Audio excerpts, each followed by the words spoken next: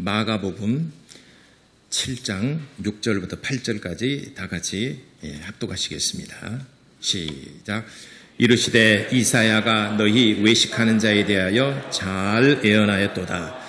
기록하였으되 내 백성이 입술로는 나를 공경하되 마음은 내게서 멀도다. 사람의 계명으로 교훈을 삼아 가르치니 나를 헛되이 경배하는도다 하였느니라. 너희가 하나님의 계명을 버리고 사람의 전통을 지키느니라. 아멘.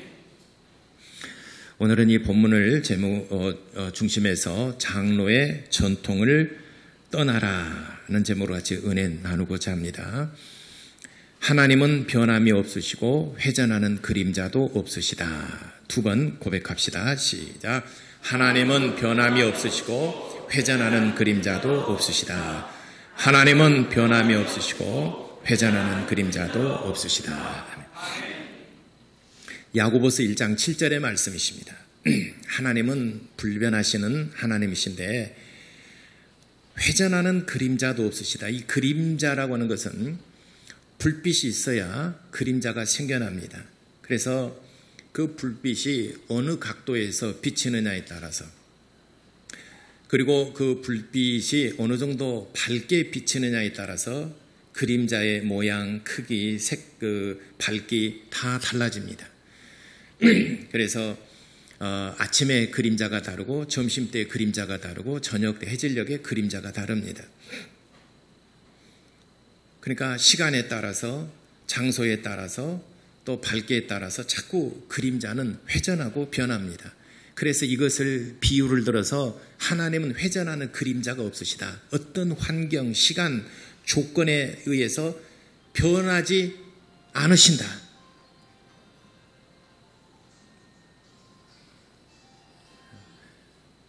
변함이 없으시다. 어떤 환경, 시간, 과거나 현재나 미래나 어떤 환경이든지 변함이 없으시는 분이시다. 또 하나님께서 한번 작정하시고 하신 일에 대해서는 결코 후회함이 없으시다. 우리 인생에 비해서 하나님은 절대 후회함이 없으시다. 하나님은 불변하시는 분이시다. 우리는 시간이 지남에 따라서 우리가 한 일에 대해서 자꾸 후회합니다. 그래서 우리 인생은 정말 후회가 많습니다. 그래서 우리가 20년 전 혹은 30년 전, 40년 전으로 돌아가면은 뭘 하겠느냐? 돌아가겠느냐? 하면 많은 사람들이 그래, 나는 과거로 돌아가게 되면 나는 이런 일을 하고 싶어.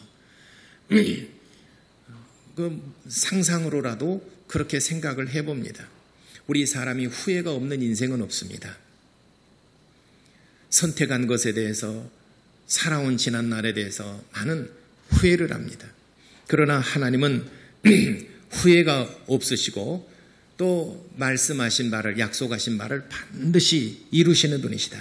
과거나 현재나 미래에 불변하시는 신, 동일하신 분. 예컨대 요한복음 17장 3절에 영생은 하나님과 그가 보내신 자 예수 그리스도를 아는 것이 곧 영생이라, 이렇게 말씀하셨습니다. 어떻게 영생을 얻느냐? 하나님과 그가 보내신 자 예수 그리스도를 아는 것. 이 안다라는 히브리 개념은 야다라고 하는 말인데 경험한다. 호세아 선지자가 말씀하신 것처럼 결혼했다. 내가 결혼한 것처럼 내가 하나님을 아는 것. 결혼의 비밀이라는, 결혼을 해본 사람만이 압니다. 결혼의 신비, 결혼의 비밀이라는 것이 있습니다.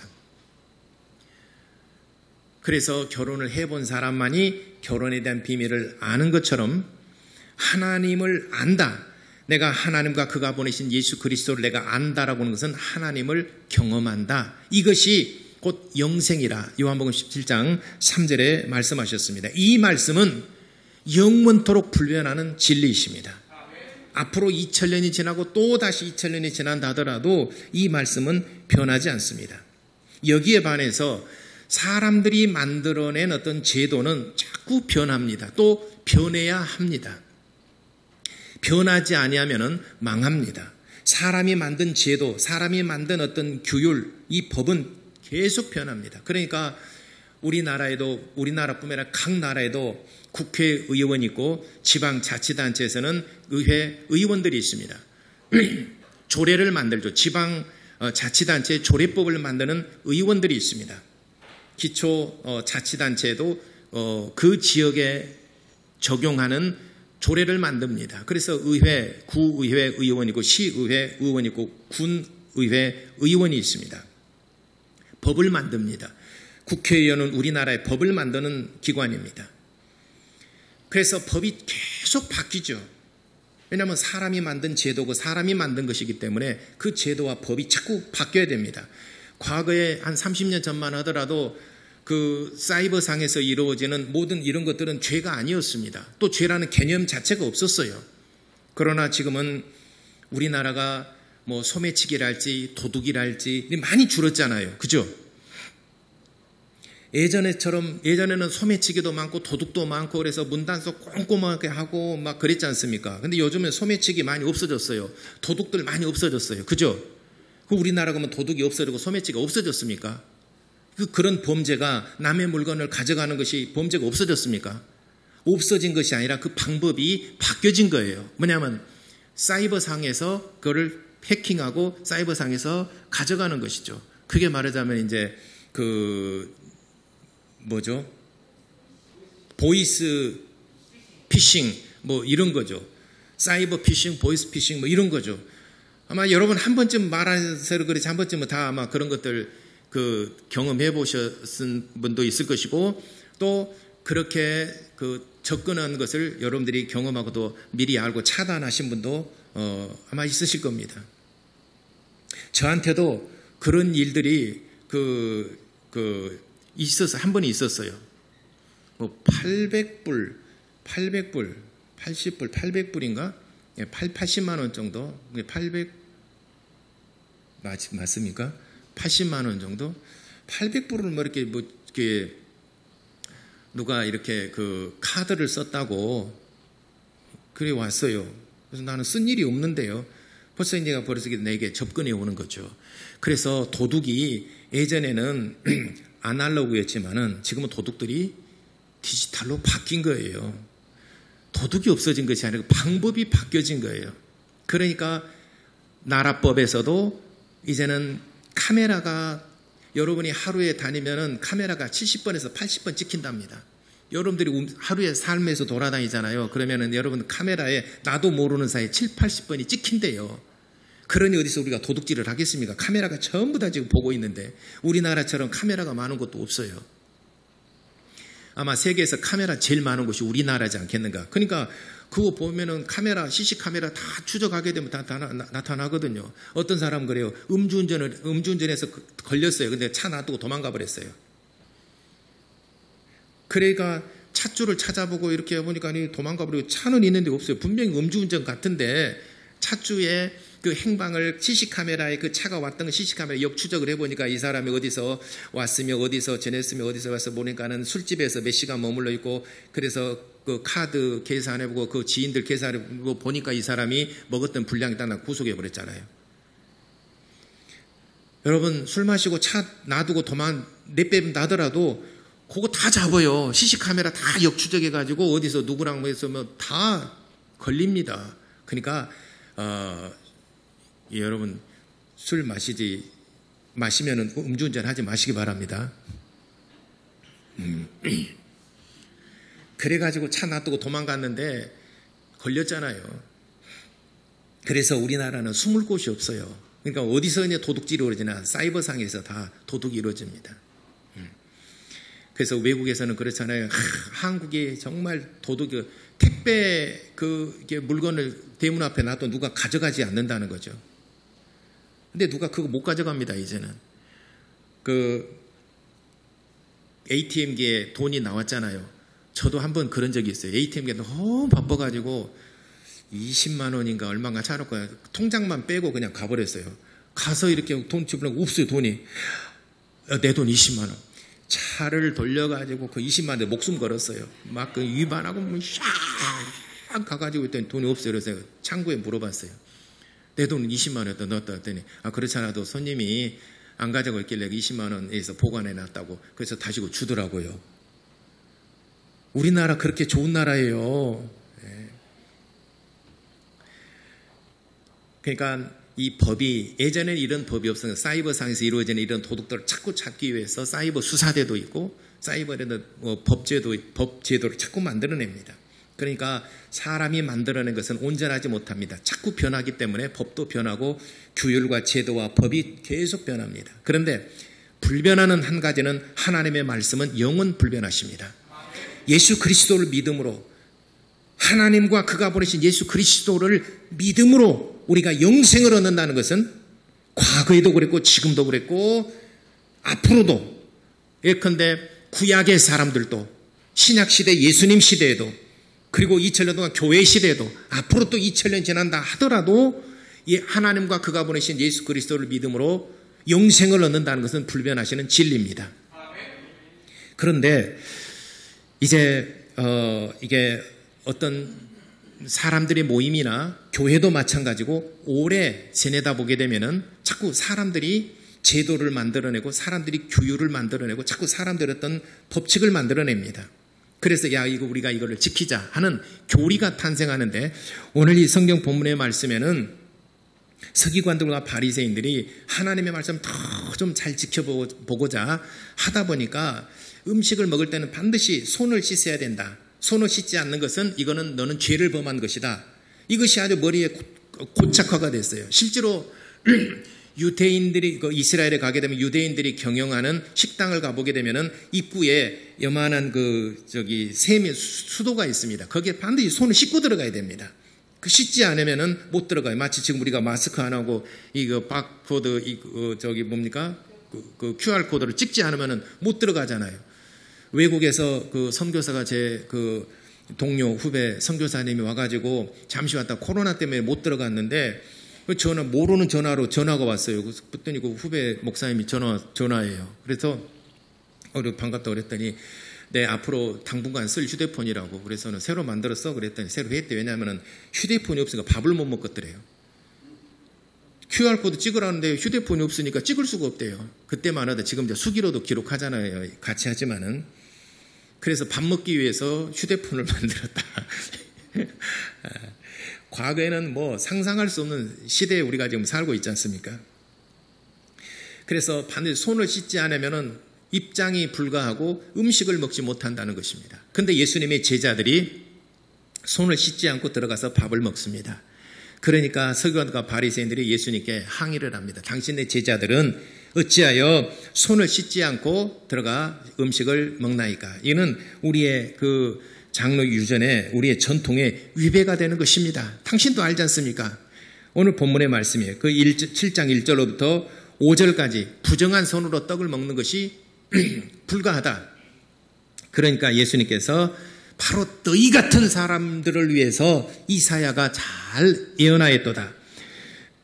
이사야 29장 13절에 있는 말씀 인용해서 내 백성이 입술로는 나를 공경하되 마음은 내게서 멀도다. 입술로는 고백하지만 마음은 내게서 멀도다. 그러니까 마음이 없는데 바깥 겉무늬는 마치 그 율법을 잘 지키는 사람처럼 그렇게 보이지만은 그러나 너희는 마음에서부터는 내게 멀도다. 사람의 계명으로 교훈을 삼아 가르치니 나를 헛되이 경배하는도다. 사람의 계명으로. 그래서 8절에 너희가 하나님의 계명을 버리고 사람의 전통을 지키느니라. 사람의 전통, 사람이 만든 이 전통을 지키기 위해서 하나님의 계명을 너희가 버리는도다. 이것을 주님께서 책망하신 것입니다.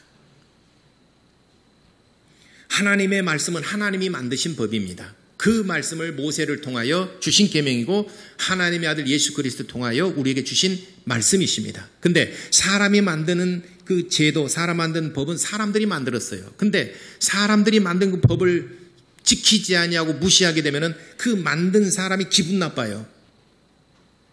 그죠? 우리가 이 법을 만들었는데 안 지킨다 이 말이죠. 기분 나빠요. 하나님의 말씀을 하나님께서 제정하셨는데 그 말씀 안 지키면은 하나님이 기분 나쁘시다 이 말이죠. 내가 말을 하는데 그 계명 내가 한 말을 무시해 버린다, 짓밟아 버린다. 뭔가 우리가 말을 하게 되면 거기에 대해서 뭔가 듣고 그 리액션이 있어야 되잖아요. 근데 말은 들었는데 아무 대꾸 없이 딴 말하게 되면 엄청 기분 나쁘잖아요. 여러분 별로 뭐 기분 안 나쁘신 것 같은데 저는 제가 말하고 있는데 누가 말을 하면 굉장히 기분 나빠요. 내가 말하는 것에 뭔가 반응을 해주고 아 그렇겠구나 뭐 말을 해줘야 되잖아요. 그래서 사람이 만든 장로의 유전이라는 게 있어요. 장로의 전통이라는 게 있어요. 이걸 지키지 않으면 서기관과 바리새인들이 기분 나빠요. 하나님의 계명을 어기는 것보다도 우리가 만든 계명을 지키는 것이 더 기분 나빠요. 이 사람들은. 그래서 예수님의 제자들이 손을 씻지 않고 음식을 먹는 것을 당신의 제자들은 어찌하여 부정한 손으로 떡을 먹나이까? 이거 지금 시비가 붙은 것입니다. 그러니까 예수님께서 너희가 장로의 유전을 지키려고 교회의 전통을 지키려고 하나님의 계명을 너희가 무시하는도다. 이걸 책망하신 것입니다. 오늘 교회도 오래되다 보니까 오래되게 되면 사람 자꾸 뭔가 법과 제도를 만들어냅니다. 그래서 조그마한 변화에 대해서 굉장히 민감해야 합니다. 예를 들어서 우리나라에 복음이 처음 들어왔을 때는 그냥 바닥에 앉아서 무릎 꿇고 예배를 드렸어요. 뭐 저는 그 시대에 제가 안 살았기 때문에 저는 문헌을 통해서 뭐 논문이랄지 또는 책자를 통해서 보게 되면은 그때 당시에 1885년 이후로 우리나라에 처음으로 복음이 들어왔을 때에 그분들이 예배를 드릴 때는 하나님 앞에 예배 드릴 때 무릎 꿇고 예배를 드렸어요. 그러니까 맨 바닥에서 무릎 꿇고 예배를 드렸어요. 그러다가 조금 지내다 보니까 방석을 주게 됐어요. 하나님 앞에 경거망대에 방석을 불편하게 예배를 드리는 건 최고라고 생각을 했거든요. 근데 방석을 깔고 예배를 드려 편하게 예배 드리려고 이런 하나님 앞에 경거망동한 것들이 있나 반대를 했어요. 근데 해보니까 문팍이 안 아프거든요. 더 좋거든요. 그랬어요. 그러다가 1970년대 무렵부터 개혁의 바람이 변화의 바람이 조금 일어난 게 이런 장의자 있잖아요. 긴 장의자가 교회에 딱 들어왔어요.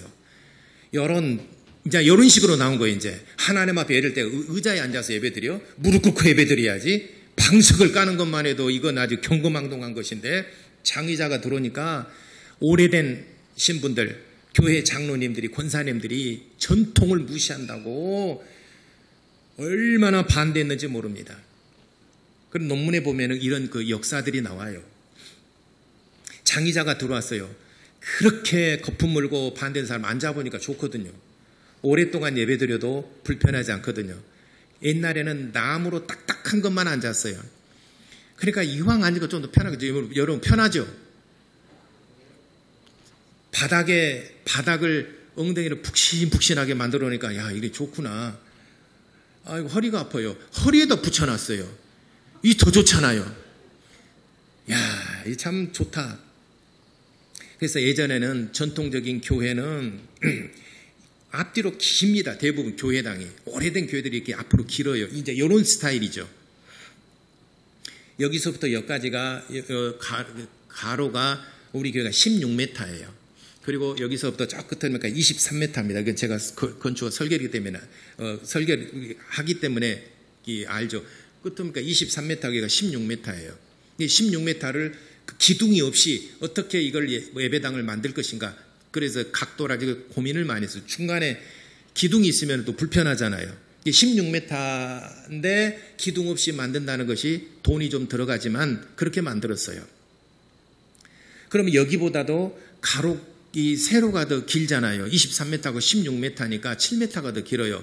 이게 전통적인 교회인데 요즘 시대 2000년대부터 교회 그 예배당 개혁의 바람인데 지금은 이렇게 이 똑같은 공간 23m, 17m, 16m 이 똑같은 공간을 이렇게 안 만듭니다. 요즘에는 어떻게 만드냐? 강단을 저기다 만들어요.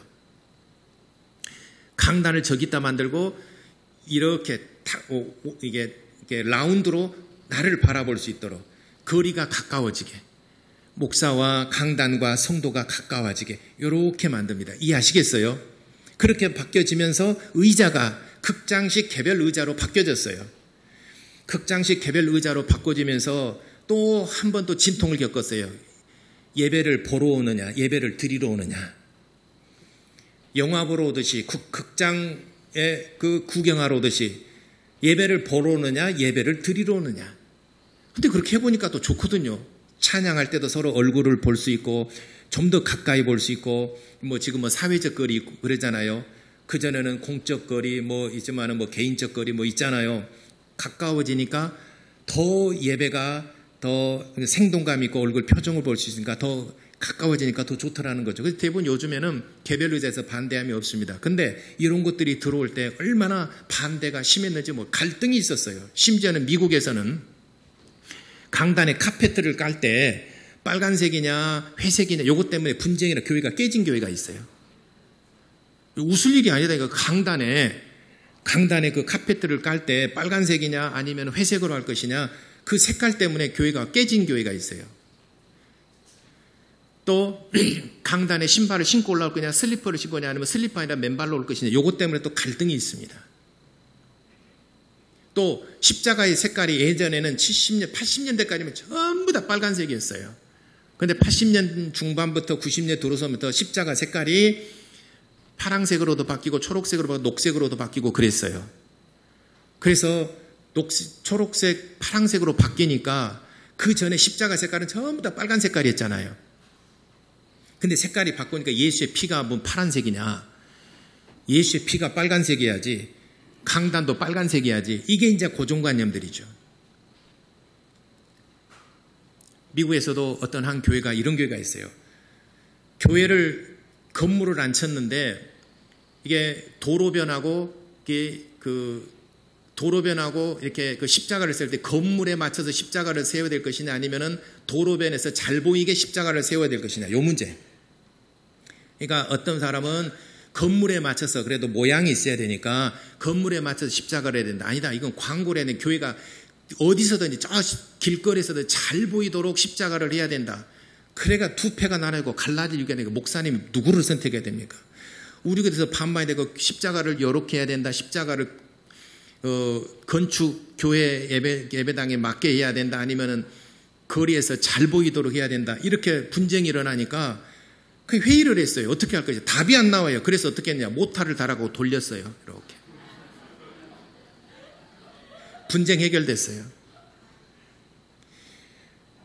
이 전통 개념이라는 게 그러니까 이 고정관념이라는 게 참 무서운 겁니다. 이게 이런 것들이 하나의 그 유전이고 장로의 유전이고 또 교회의 전통 당시에 지금 우리 이 시대의 지금 장로님을 말하는 게 아니라 이 시대의 장로라는 교회 지도자들을 말합니다. 서기관들과 바리새인들 같은 사람 이런 사람들을 말합니다. 예.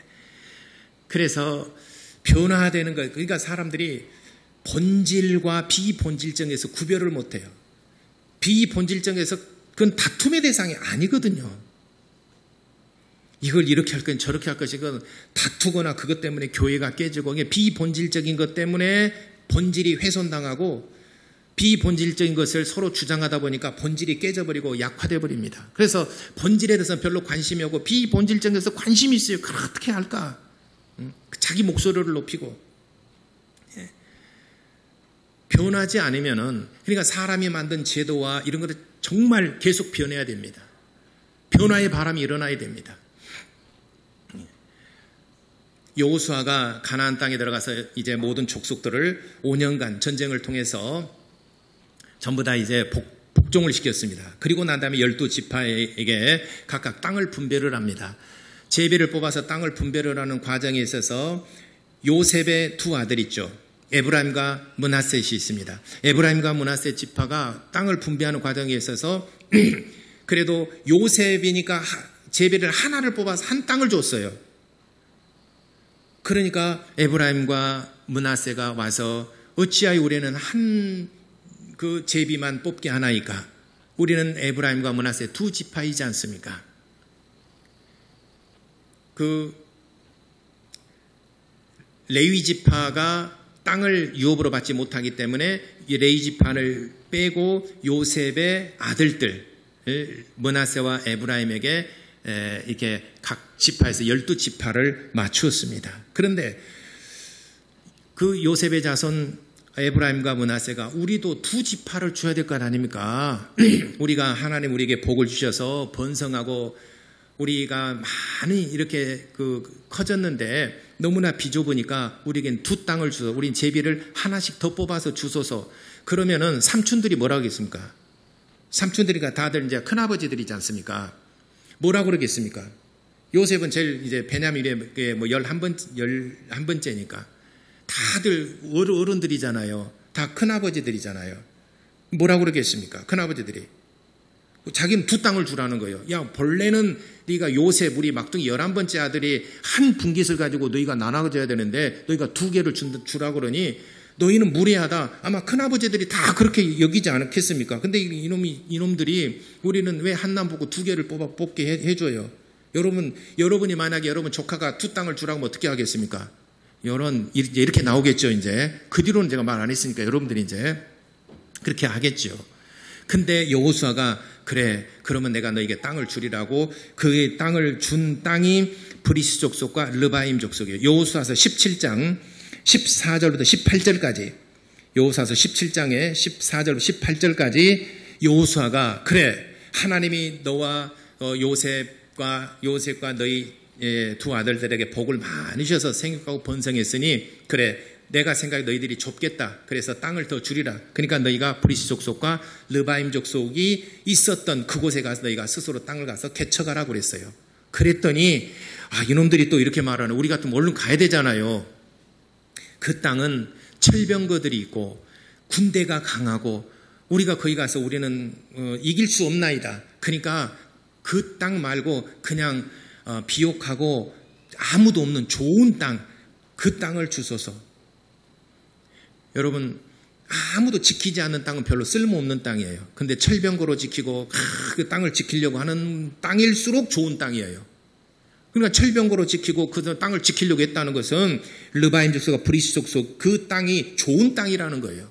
근데 이길 수가 없어. 가만 보니까 그거를 우리가 전쟁을 하자니 우리가 죽게 생겼거든요. 그러니까 그런 땅 말고 그냥 좋은 땅 주소서 그랬어요. 아니다. 하나님께서 요셉과 너희 아들들에게 복을 주셔서 능히 너희들이 그들을 물리치고 하나님께서 그 땅을 너희에게 줄 것이라 하고 가라고 그랬어요.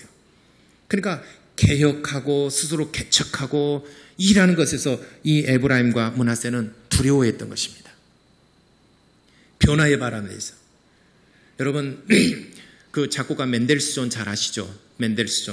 맨델스존의 아들이 1876년에 최초의 그 칼라 필름인 아그파 필름 회사를 만들었어요. 그전에 흑백 필름이었는데 칼라 필름 회사를 최초로 맨델스존의 아들이 만들었어요. 1876년에 아그파 필름을 세웠어요. 그런데 약 한 130년이 지난 2001년 무렵에 그 무렵부터 디지털 시대가 점점 이렇게 문화를 지배하기 시작합니다. 그래도 아그파는 이 칼라 필름을 끝까지 고집을 했습니다. 그러다가 2005년에, 그러니까 2001년도에 아그파 필름이 세계 최고의 수익을 내는 필름 회사에서는 세계 최고의 필름이었습니다. 여러분 학창 시절 때 아그파 필름 아니면은 후지 필름 아니면은 코닥 또 뭐 있었습니까? 그 중에서 제일 좋은 게 조금 더 비쌌던 것이 아그파 필름이, 제 기억에도 아그파 필름이 조금 더 비쌌던 것 같아요. 검색을 해보니까 아그파 필름이 맨델스존의 아들이 설립한 회사인데 최초의 칼라 필름 회사고 2001년도에 세계 최고의 회사로 발돋움했습니다. 그로부터 4년이 지난 2005년도에 파산했어요. 이제는 필요가 없는 시대가 됐어요. 필름이 필요가 없는 시대. 여러분 필름 가지고 여러분 사진 찍습니까? 필요가 없는 시대가 됐어요. 디지털 시대로 완전히 전환한 겁니다. 우리가 학교 다닐 때 청년 때만 하더라도 니콘 카메라가 그래도 최고의 카메라였습니다. 인기 있는 카메라였습니다. 캐논은 그때 따라오지 못했어요. 그러나 디지털 시대에 이렇게 맞물리면서 변화의 바람에 니콘은 대체하지 못했고 캐논이 그걸 뒤집어 버린 것입니다. 그래서 지금은 거의 다가 캐논을 쓰지 않습니까? 내가 그 회사에 뭐 와이로 먹은 거 아닙니다. 그냥 와이로 먹은 게 아니다. 뇌물을 먹은 건 아니고 변화의 반 그렇다. 대체하지 못하니까 그런 회사들이 다 망하게 됐다. 그러니까 지금 코로나 바이러스로 인해서 사회 그리고 우리 교회에도 개혁의 바람이 일어나고 있습니다. 과거의 전통만을 고집할 것이 아니라 온라인상에서 이루어지는 걸 알지. 이걸 우리가 정말 수용하고 이것을 잘 메이크업을 해야 됩니다. 문화를 활용을 해야 됩니다. 그렇지 않으면 우리가 전통만 고집하다 보면 이제는 교회가 앞으로 10년 후에 30년 후에 50년 후에 교회의 모습이 어떻게 변화될까?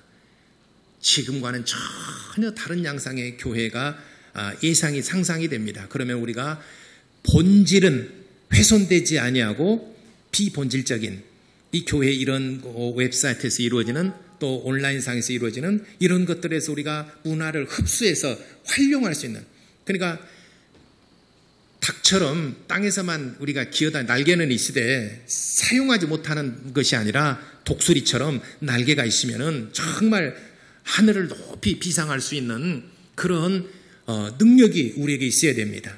그러기 위해서는 우리가 본질적인 것은 2000년 전이나 앞으로 2000년이 지난다 하더라도 이것을 우리가 지켜야 되는 것이 성경 말씀이에요. 그러나 우리가 허송세월을 그리고 논쟁해왔던 이런 비본질적인 것, 아니 맨바닥에 앉아 못하고 흑장식 의자 못했습니까? 중요한 것은 예배와 예배의 요소 그리고 우리의 마음을 쏟아부어서 하나님 앞에 진정으로 예배드리는 것, 이게 중요한 본질적인 것이지 않습니까? 지금 온라인상에서 예배드리는 우리 유튜브에서는 온라인상에서 예배드리신 분 마음을 쥐어짜내고 힘을 다해서 예배드리면 그 성공하는 것입니다. 그러나 문제는 뭐냐면은 이것이 오랜 세월 지나다 보면은 점점 자세가 좀 흐트러지는 것은 여러분들이 주의하셔야 됩니다. 아무래도 처음에 우리가 온라인상 예배를 때 넥타이 메고 집에서도 소파에 탁 앉아 정자세하고 했는데 지금은 파자마 바람을 혹시 오메 나보고 있네, 혹시 또 온라인상에서도 그러실지 모르겠어요. 그러나 우리가 오프라인에서 우리가 이렇게 현장에서 예배드릴 때는 우리가 파자마 바람을 못 나오잖아요. 넥타이 메고 정장하고 마음가짐이 달라지잖아요. 그래서 입술로는 나를 공경하되 마음이 멀어지지 않도록 우리가 이건 정말 조심해야 됩니다. 어제 혹시 여러분 나볼레 TV 보셨습니까? 제가 어제 나볼레 TV 본 것 중에서 정말 제가 그 영상을 보다가 이게 너무 감동이 돼가지고 올렸던 것은 다시 한번 보겠습니다. 그 59초짜리 영상인데 한번 보겠습니다. 도미노 그 게임인데 여기 있는 것은 여러 개의 도미노가 있는데 총 13개.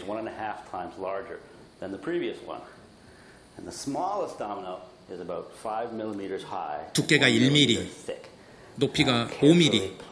예, 손으로는 세우게 그러니까 핀셋으로 두께가 1mm, 높이가 5mm. 13개 도미노가 있죠.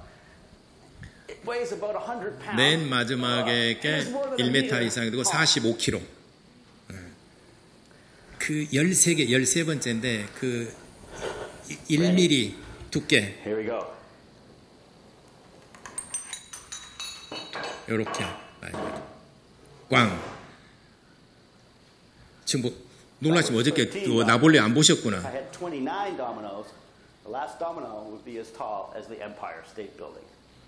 네.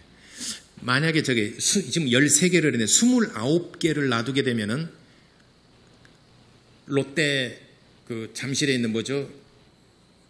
롯데 그 건물 있잖아요. 높은 건물 그거 무너뜨린다는 거죠. 롯데 뭔 건물이죠? 네, 롯데 건물 29개면은 저거 무너뜨린다는 거예요. 1mm, 두께 1mm, 5mm짜리가. 이게 작은 변화에서부터 큰 파장을 가져온다는 것입니다. 지금 우리가 이 사회 또 우리 교회가 지금 코로나 바이러스로 인해서 예배의 형태나 우리 모든 게 굉장히 많이 진통을 겪고 있습니다. 이때 우리가 정신을 차려서 정말 1mm, 5mm의 작은 변화가 나중에는 정말 이 세상을 무너뜨릴 수 있는 큰 힘 있는 교회가 되기를 소망합니다. 그러려면 우리가 본질적인 것은 정말 우리가 지켜야 됩니다. 본질적인 것은 변하지 아니하고 본질적인 것을 지키기 위해서 정말 피를 흘려야 되고 땀을 흘려야 되고 노력해야 됩니다. 기도는 누가 대신 안 해주는 것입니다. 기도는 누가 대신 아무리 디지털 세계 아무리 지금 우주 여행을 가잖아요. 우주여행 가는데 약간 2억 2억 좀 더 들어요. 600명이 지금 예약을 해놨습니다. 지금 이제 여행이 해외여행이 아니라 이게 지구를 벗어나서 우주선 여행이 지금 2억 좀 넘죠. 2억이 좀 넘는데 600명 예약을 하고 있어요. 여러분 혹시 예약하신 분 계세요? 그런 시대에 산다 하더라도 기도하는 것은 대신 안 해줍니다. 내가 해야 됩니다. 내가 무릎 꿇어야 됩니다. 하나님의 말씀을 순종하는 건 로봇가 대신 안 해줍니다. 아무리 과학이 발전해도 대신 안 해줍니다. 내 마음속에 하나님의 말씀을 붙들고 내가 순종해야 되고 내가 섬겨야 되고 내가 기도해야 되고 내 손으로 땀을 흘려 수고하고 헌신하고 섬겨야 됩니다. 이건 이거는 본질적인 것입니다. 이것이 변해서는 안 되는 것입니다. 그러나 이것을 운반하는 수단, 방법에 있어서는 과학이 발전하고 사회가 발전함에 따라서 얼마든지 변화될 수 있습니다. 지금 이 시대가 진통을 겪고 있어서 뭔가를 지금 잉태를 해서 출산을 하는 시대지 않습니까? 그럼 우리가 정말 지금 정신 차려야 되고 비본질적인 것에 대해서 얽매이지 말고 본질적인 것에 대해서 우리의 마음속에 품고 이것을 이루고 또 해산을 하고 이걸 정말 앞으로 30년, 50년 후에 교회의 모습이 정말 하나님의 영광스러운 교회의 모습으로 만들어지기 위해서는 우리가 해산의 수고를 해야 되고 잘 우리가 변화의 바람을 우리가 수용을 하고 또 변화의 바람을 긍정적인 마인드를 가져야 됩니다. 과거의 옛날에 막 꾹 품고 이건 아니야 다 잘라버린다면 비본질적인 것에 대해서 다 잘라버리고 한다면 망할 것입니다. 교회는 더 이상 이 사회에 존재하지 못할 것입니다. 그래서 우리가 영적 싸움에 있어서는 피 흘리기까지 싸워야 되되 변화의 바람에 대해서는 얼마든지 독수리에 날개치든 닭처럼 날개는 시대에 날지 못하는 비대에서 날지 못하는 그런 교회가 아니라 독수리에 날개치듯 정말 미래를 향하여 힘차게 뻗어나가는 세계로 뻗어나가는 그런 교회의 모습, 그런 교회의 능력 있는 교회가 되기를 바랍니다. 다 같이 기도하시겠습니다. 그러기 위해서는 장로의 전통을 떠나야 됩니다.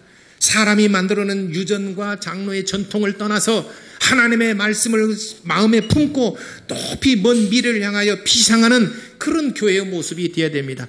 주여 우리 교회가 그런 작은 바람, 우리 교회가 바로 1mm, 5mm가 되는 그런 작은 도미노의 한 조각이지만은 이것이 전 우리나라와 전 세계에 영향을 미치는 그런 교회가 될 수 있도록 하나님 우리 교회 또 우리 가정을 내 믿음을 축복해 달라고 우리 다 같이 기도하시겠습니다.